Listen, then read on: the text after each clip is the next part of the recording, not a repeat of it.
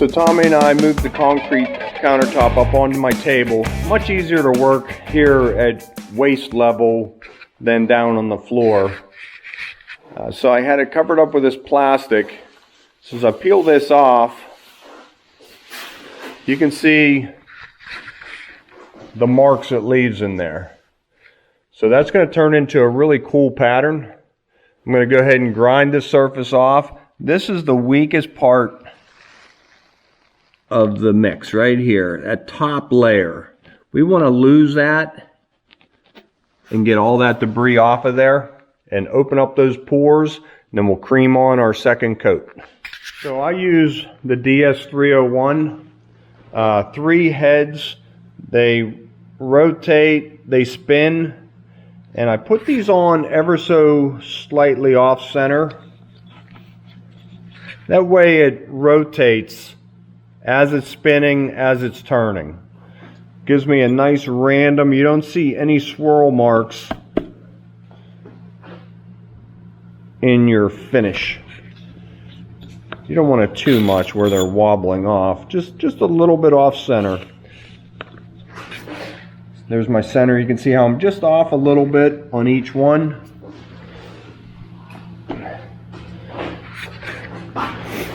I have the power going overhead so that doesn't get wet. It's all on a GFI.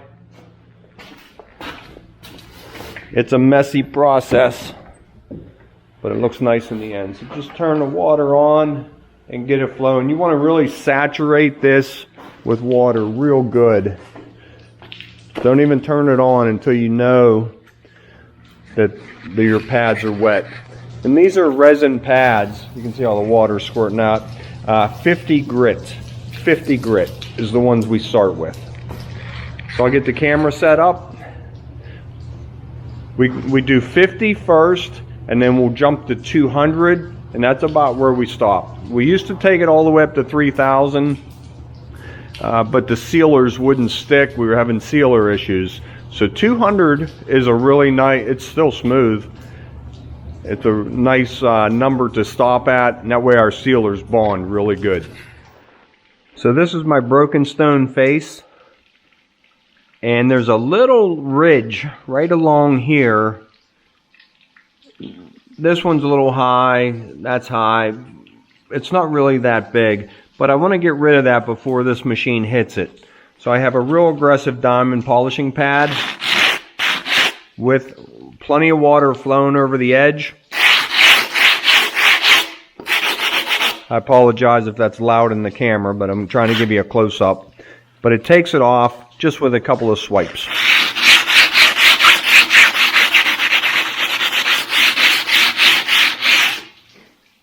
Nice and even now. Now this won't go up on edge as I'm grinding the front edge of this. Okay, so the top edge is all done. Keep this nice and clean. The water just rinses all that debris right away. While I'm doing this, that's real nice and soft now. Nothing's gonna get cut on it. No clothes are gonna get snagged. I just catch this bottom edge.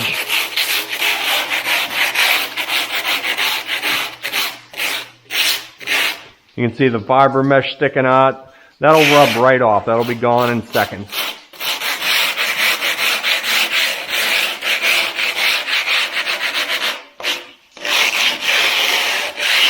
This is wall, and this is wall. So we don't have to worry about the sides at all. All right, let's start grinding. So the DS301, this is our new one. And it says that it's fixed on number 6 speed. So whether we're using 50, 200, or 3,000, you can't adjust the speed. On our old one, we could. So I'm not sure why they did that, but it seems to work with every grit that we use. So let's go ahead and get started.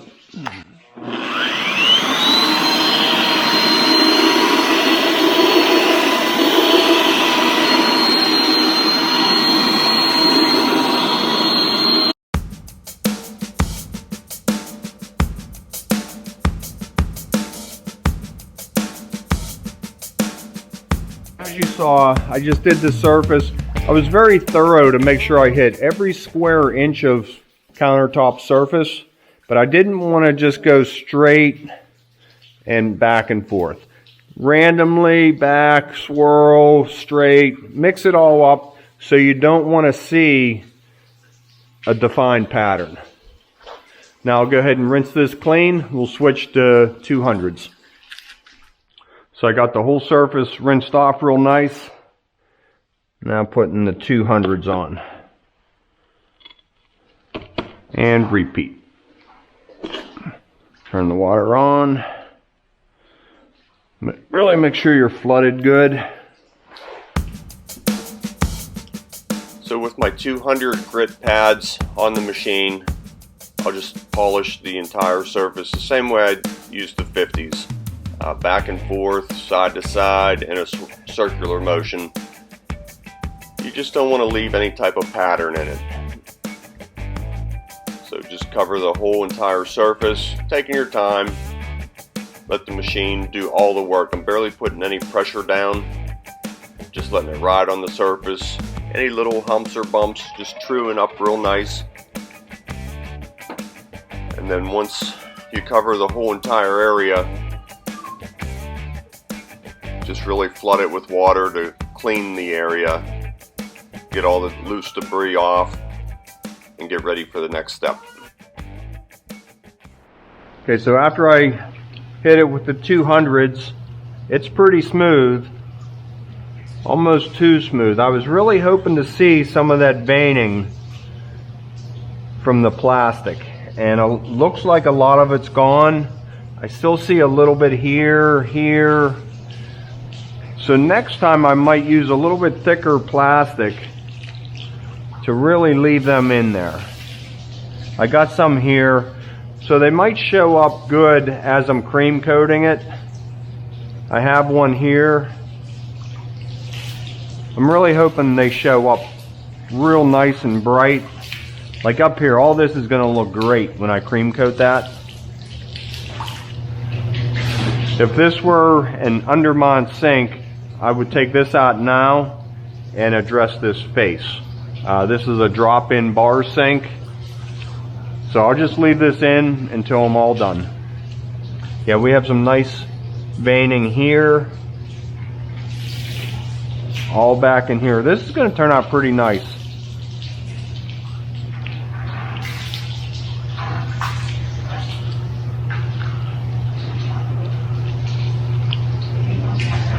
Just getting all that rough debris away. We don't want any of that heavy grit left on this deck.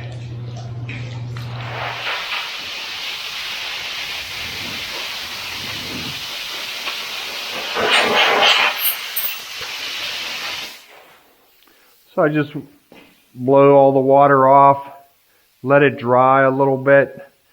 I like to do this while it's a little bit wet, but you don't want any standing water on here. This needs to be gone and just a little bit drier than this. We need these pores free of water so that our top coat can penetrate into the pores. So I just have about a half a cup of Portland cement. A half a cup will easily do this, so I always want to mix up more than I need. And then I just took a little bit of our black concrete dye and put in here. I don't want it real dark, just like a dark gray is what I'm looking for. So I'll get this mixed up. Now don't make it too wet because there's still a little bit of moisture on the tabletop, on the countertop. So just a little bit of water at a time until it gets to like a pancake type material. So make sure your color and your dry cement are mixed nice and thorough before you add any water. Always do your dries first. Not like a baking thing. Mix your dry ingredients together and then the liquids. I think I heard that somewhere.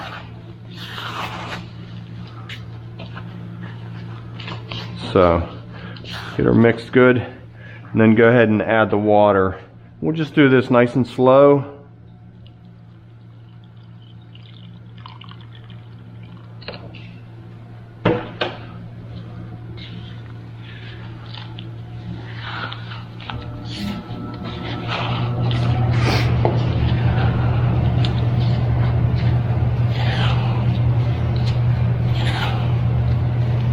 That's what we're looking for, right about there. So I just have to get that mixed to the bottom and probably a little bit more water.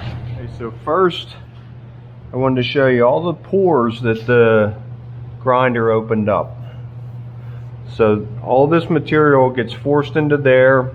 We have a nice line right through here, here, all this. That's what I want to highlight. So just take this material and work it in there. A couple of viewers suggested doing a grout sponge on here. I thought was a good idea. I think Steve tried it and he said nothing seems to work as good as your fingers. Like I can put all my pressure right in here and work it into every little pore right there, and you can actually feel how rough that is to all closed up. So I was hoping the grout sponge worked,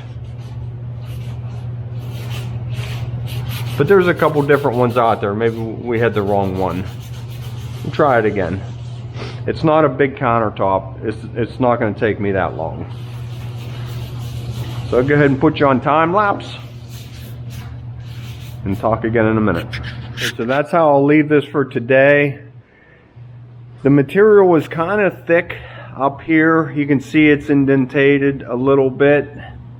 I might have to put a second coating here as well as right in here. It's a little bit thick, so that may settle out and you'll feel that in the surface. Everything else looks pretty good. It's quite common to do 2 applications in the topping part of it. So we'll see how this looks tomorrow. Let it get nice and hard and I'll polish this off, and then we can reapply. We can reapply the whole thing, or I can just reapply in these areas a little bit.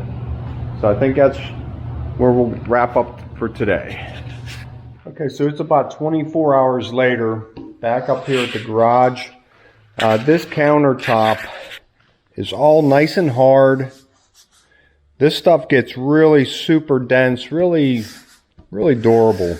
It's such a thin layer worked into all the pores with all that sub base just ground open and all that weak debris gone. Now we're really on solid. So I'll go ahead and get set up and we'll polish all this off. Now when we're done, I guess ideally what I want to see is about 80% of your base color, which is in this case the gray, and then we'll see about 20% of the darker gray overlay material.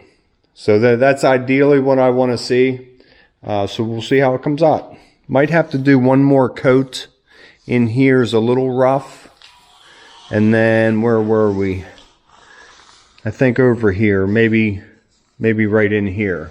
So if we have to touch up a couple of spots, not a big deal. So this is what we use for polishing the concrete. It's not polishing, grinding when we're using water. We have these rubber aprons on, keep us nice and dry, as well as rubber boots. Stay dry head to toe. The water's kind of cold, and then if we're doing it outside, when it's not so cold, you don't get soaking wet. You just want to stay comfortable. So these rubber aprons and rubber boots keep you nice and comfortable. So with the water on, saturate that surface just like before.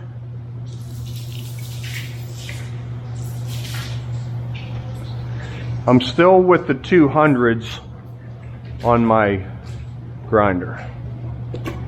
There we go.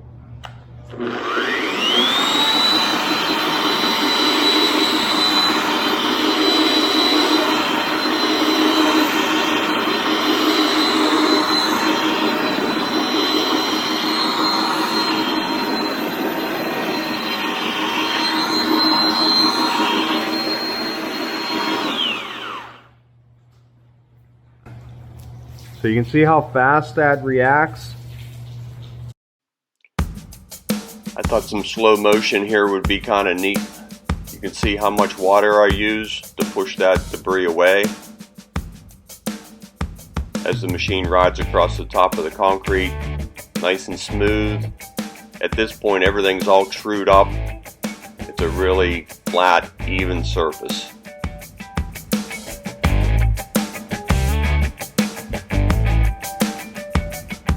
Okay, so that whole process took about 15 minutes.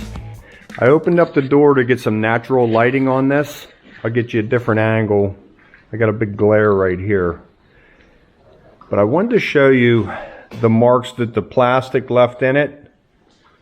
All through here, up here, and you see how that just two-toned it. I really like that look. We couldn't do that if we poured it inverted. This is the first one I ever poured right side up. I've poured them right side up and textured the tops, but this is the first one I did where I polished the top. But this vein right through here, I really like that look. And to do it again, I might use thicker plastic and really get some deeper veining through here. Don't get me wrong, I really like this look. And everything is nice and smooth. You can't feel any difference in the texture anywhere. Everything is nice and smooth. I don't think I need to do a second coat anywhere. I was worried about this area right here. It's like I'm feeling glass. That's how smooth that is.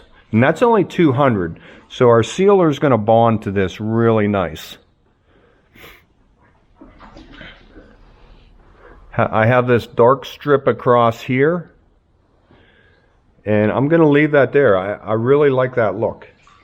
I could polish that out if you wanted it gone. It was just a little low spot here because of my raised edge. But very, like, you can't feel it at all. I really like that. Back here just needs cleaned off a little bit. Yep, I think I'm going to go with it. I think the missus is going to like it. So we'll get this cleaned up. I will take a rubbing stone and hit this edge a little bit across this face.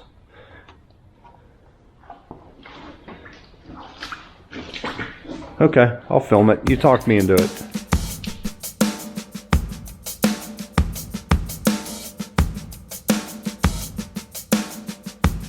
I ran down here to the lower shop to check on this countertop. Whenever I got home last night, I came up and I sprayed on my final coat of sealer, and it is super smooth. I really like using that car sprayer. This feels really nice. We used to use a foam roller and you'd work at it, but you know, every once in a while you see a roller mark in it. This looks perfect. I really like that. Remember the folds in the plastic? How they just stand out? Next time I do one, I'm gonna make sure I put more of those folds in there. You know, here's some little ones over here. Some bigger ones here. Really looks cool. So, personal preference. Me, I'd like to see a little bit more of this. But a little looks nice too. Next time, I'm going to do it more and we'll compare. So I get the car buffer. Bring that down here. I'll give this a nice buffing. I think we can get this installed today.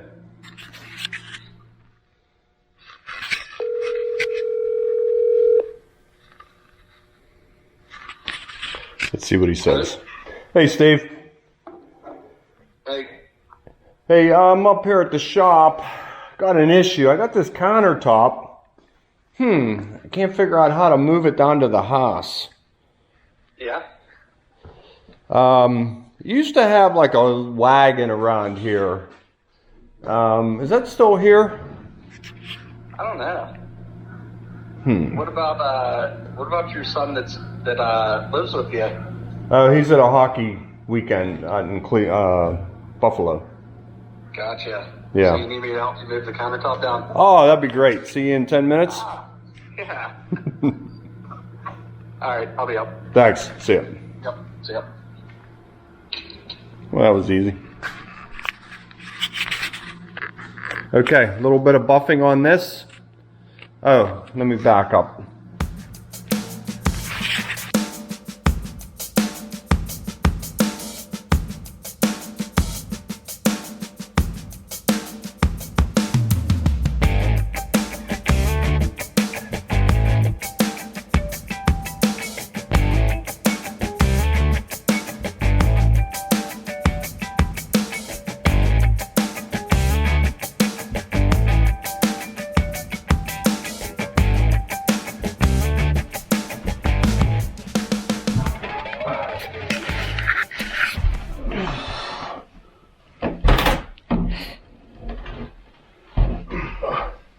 Are you in? The wall plates. I got the corner on. Hold on, we need these wall plates off. Oh, let's lay it down. Can you put your corner on? The corner's on. Okay. Let's roll it down to me. Corner's on? Corner's on. Okay, roll it down. Down. Swing to you. I can't. Hitting that trim. Slide down the end and pull it out and we'll get it even.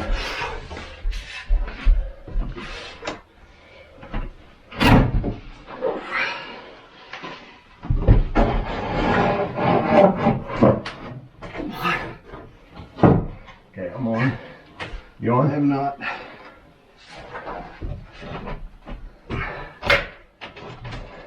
Too wide.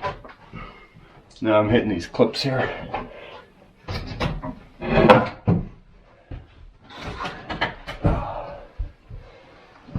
Okay. Even?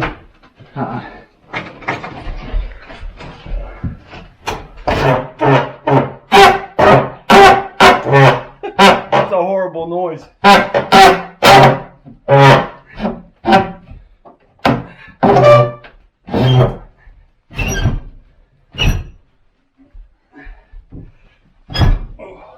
Ready? Yep. Give it little bumps. Okay. Might have to do some job. Well, you just saw the whole install there. Well, it actually just scratched the paint, and that's not bad. Thanks, Donna. What? You're looking at the walls. But it's a nice tight fit. We just hit the trim right here. Little gouge here. No problem, that's repairable. Nice and even, good template job. Maybe just a little bit skinnier. It fit good. Man, I'm huffing and puffing here. There it is. Let me get the sink in and some doors on. Thanks for your help, Steve.